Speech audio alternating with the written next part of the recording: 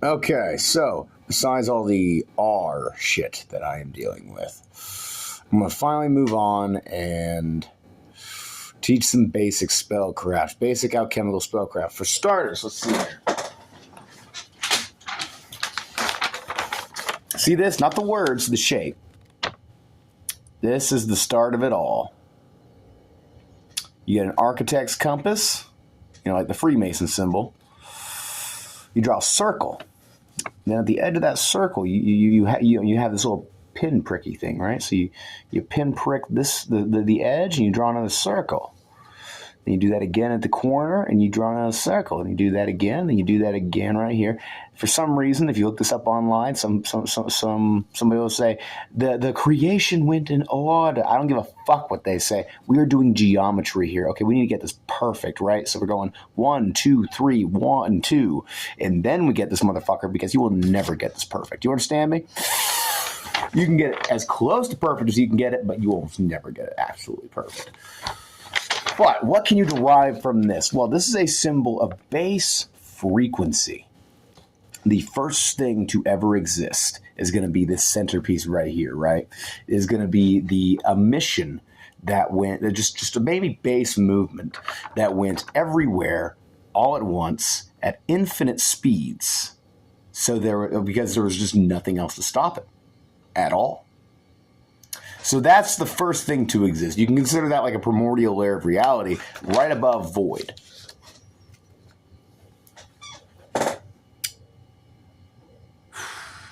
What else we got? What else? Right. Because this is a symbol of frequency, you can connect this conceptually to every other writing on every other paper like it, extending from there to every writing in existence, and then every meaning, and then et cetera, et cetera, et cetera. So the paper is now a gun. It is a gun worth of change to society and life in general.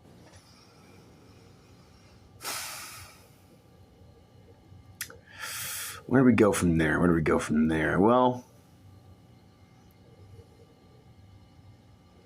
there's a few different forms of basic spellcraft, right? Like we're going to go with crystal magic because it's easy to understand, right? Different crystals. You can look the powers up on Google, but understand they're being written by a human that barely knows what the fuck they're talking about. For example, garnet. You look that up on Google, odds are you're going to find anti-parasitic, when it is not quite anti-parasitic at all. It actually attracts parasites. I've seen mosquitoes bask in its presence instead of going for me when I'm delicious to those motherfuckers. So it attracts parasites, and because it's a kind of quartz, it gets a scan on them. So it has all kinds of data on the net on the existential network of garnet specialized for why not to be a parasite, because that's the ultimate conclusion. You're not going to have why to be a parasite when it literally has all the data on parasitism and how that goes. So knowing that there's always extra shit to find via your own experiments. How do you use this stuff? There's several ways, right? I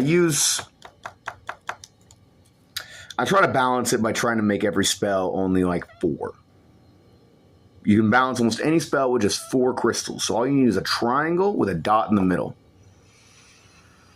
So let's see. I'm seeing some bullshit. So I'm going to have to go with obsidian so I can see more of it and actually do something about it.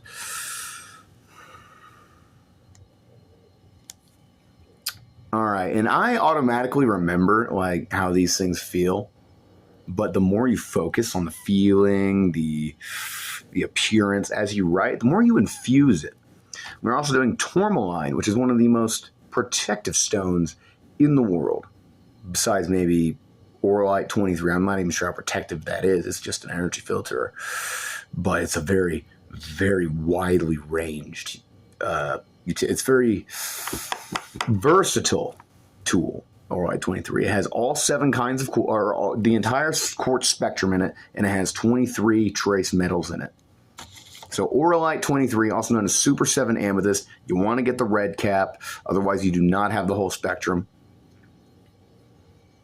That's the most powerful crystal in the world. So we're going to go ahead and put that right here. Auralite 23 Super 7 Amethyst. This is horrid. I see girls in my fucking peripherals just looking at me and crying. Like, I could be helping, but I'm recording a video. That's how it feels. But I doubt that's what she's thinking. But maybe it is just halfway. I have no idea. I have no fucking clue. It's just horrific to constantly see girls in my peripherals crying. At this point, I've had to accept that I will just see that every day until I don't. It's insane. My mind is just destroyed. So, what else do we add to this? Right now, we're going to go and connect the dot here, right? We have tourmaline, obsidian, morlite 23. Black tourmaline obviously goes with obsidian really well. So obsidian's a darkness revealing stone. Tourmaline's that protective stone. Watermelon tourmaline can be known for like bouts of tearful enlightenment for some reason. It's an interesting little stone. One of my favorites. I wish I had my old one on me, but at my grandma's house in Tulsa while I am in Altus on the other side of the fucking state. 3-hour drive, maybe 4, unless I speed like a motherfucker. So,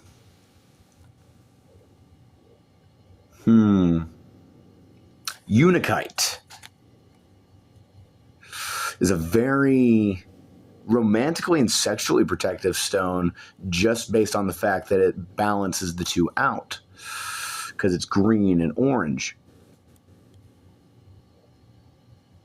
Green heart chakra, orange sacral chakra. I do not abide by the typical chakra system, but they got a few things right. You know what I mean? I don't necessarily think it's a bunch of vortices inherently. It could take on almost any geometric structure, right? But the approximate red, orange, yellow, green, blue, violet, white, that appears to be relatively accurate. Of course, it could be unique per system, but for the most part, it attaches to actual organs, like the solar plexus attaches to the pancreas, and so on and so forth. With the heart chakra, the throat chakra, the third eye chakra, the no square chakra, the adrenal chakra, that is the root red chakra. So you're going to feel your adrenal gland approximately around your butthole. So if something tries to compromise that, you might feel butt raped. I'll be honest with you. That's just how that go. So we got Unakite, Tourmaline, Obsidian, Auralite 23, Super 7 Amethyst. And now we are going to put something very, very sketchy. It is going to be you, the nigger of the day.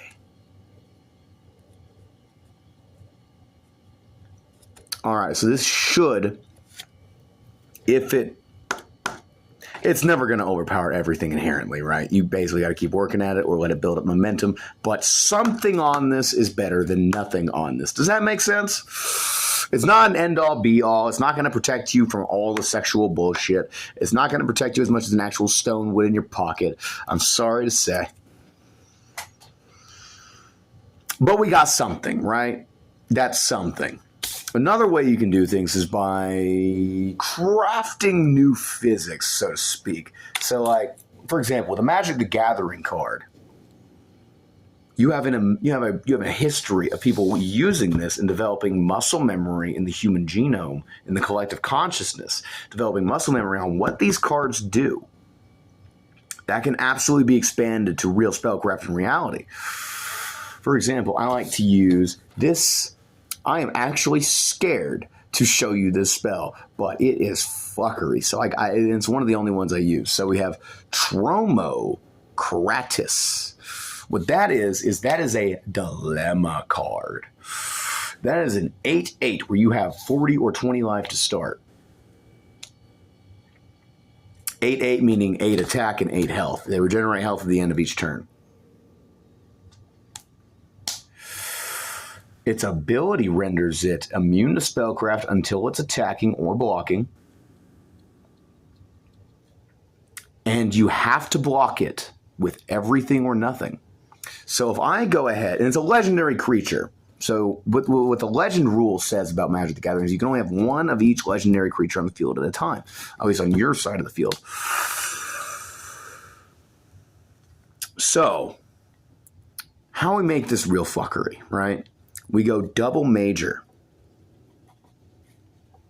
What that does is that is going to go ahead and make a second Tromocratus on the field. You might ask, but what about that legend rule? Doesn't one of these have to go in the graveyard? No, because double major makes the copy non-legendary. So now, before we finish the spell, we go with counter spell. Because once we add red-blue copy magic from the Izzet and Prismari leagues, this is a whole new game. See what I'm saying? There are tons of ways to go infinite in Magic the Gathering. I just don't know any. I just cooked this up straight out of my ass. You know what I'm saying? Happen to have the Tromocratus card. Can't find that motherfucker, but it was one of my best cards. I will never forget its entire ability ever. So I use that a lot. So there you go. Now we have your crystal spell here. Just so you can see the geometry I'm using here. And the card spell, Izzet Prismari, Tromocratus, counterspell, double major. Then you have another example. That's how you use magic cards and crystals, right? Or at least that's how I do it. There are 1,000 ways to do this stuff, I'm sure. But one of my favorites is using like Skyrim Dragon Shouts. You can use all kinds of like relics from video games and shit. Take that meaning. I souped the fuck out of my Archmage's robes on an enchantment scheme. Every time, whenever I regenerate mana, it does all kinds of chaos to order stuff in the game. And it actually appears to affect reality sometimes. It's very interesting stuff. But what I want to show you is the Dragon Shouts. If you actually learn what they say, you can Google this shit on Wikipedia. You do not need to go to the game for this shit. I don't even recommend it. It just takes so much fucking time. It's so distracting. So I go Marveer. Marveer, I forget what Mar means, but Veer means defeat. So I program that as best I can to target my enemies on field. You know what I'm saying? And then I have a follow-up that's supposed to target my allies. That is Ta Ver Shan. Shan means inspire. I forget what Ta Ver means.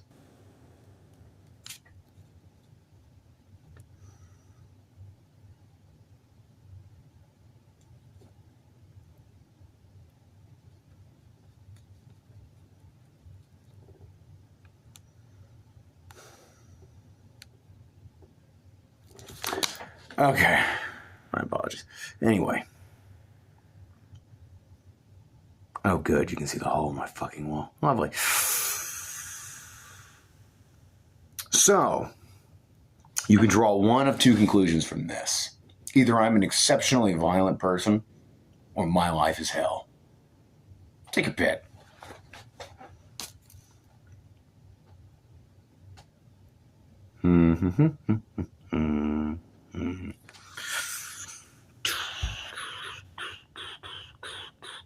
Don't mind the bit on my forehead. I got shot in the head the other day. You know, just straight up this one. I don't mind that. I guess that's all I got for you today, besides like emotional magic. You always need a fuel source of some kind, right? Oh, I almost forgot to teach you piezo pyroelectricity that is in the nervous system of every living thing. It is in every kind of DNA. Trees can be natural electromancers so easily. But I don't think they're alive now. If they're alive, they have some explaining to do with the fucking Hellion symbology on my kitchen walls. You know what I'm saying? These are natural wood walls. We're gonna try to put like a mini fridge or something there. I don't know. We're gonna patch that up. We're not gonna have to take down the whole panel or anything. So, piezo pyroelectricity, right? You know your funny bone? You know when you hit that and it feels all sparky? It's because it is. That is actual electricity. I got hit so hard in the funny bone once, my limb just went dead. Straight up EMP'd. That was a fun duel. Anyway, so.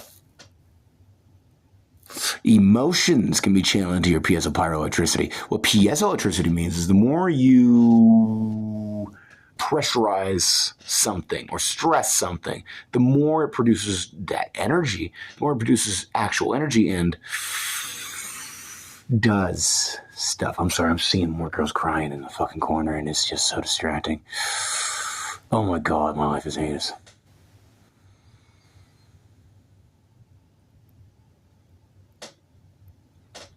Quartz crystals also have piezo pyroelectricity. So you can align with that fairly easily. Any kind of quartz, garnet, emerald, ruby, sapphire. Anyway. Oh, I'm so tired of the booty shit. You know what I'm saying? Anyway. Yeah, this is perfect. Magic lessons from Asmodeus, the Archdemon of Lust. Yeah, this is going just perfectly in theme. Why not? Lust and madness. Lust and madness. I can definitely see where they got that association. Anyway.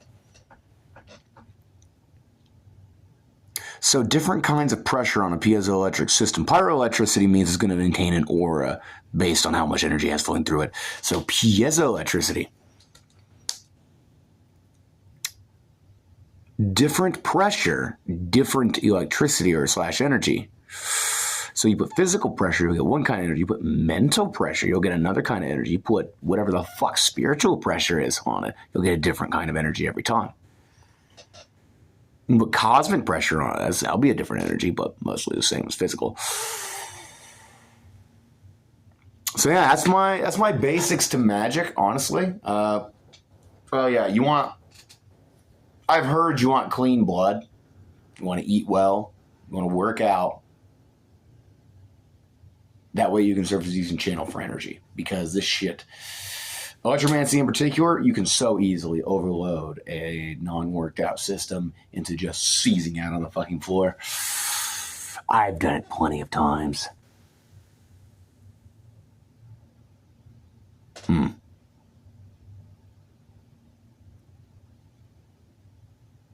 I believe that's all I have for you. Oh yeah, trees, plants. They apparently love energy absorption. Like they love it when their energy is absorbed. According to my trip to Jamaica, the bright founder of the Grey Order on the trip to Jamaica, or this one time. I think it was Jamaica. I'm pretty sure. Yeah, it had to have been. We were on the Lazy River. He noticed that there were a few locals, black guys, obviously, because local Jamaican, were absorbing all the energy around them. For half a second, I thought, well, that's heinous. Just leaving nothing for the nature. But then I looked around. And was like, this is the most luscious forest I've ever seen in my life. You see my point? So as far as I can tell, trees love that shit. Brush loves that shit. You can absolutely just vampirize a tree and they will love that shit. No, I do not do cocaine. I smoke weed and tobacco. And bitches who drive me insane.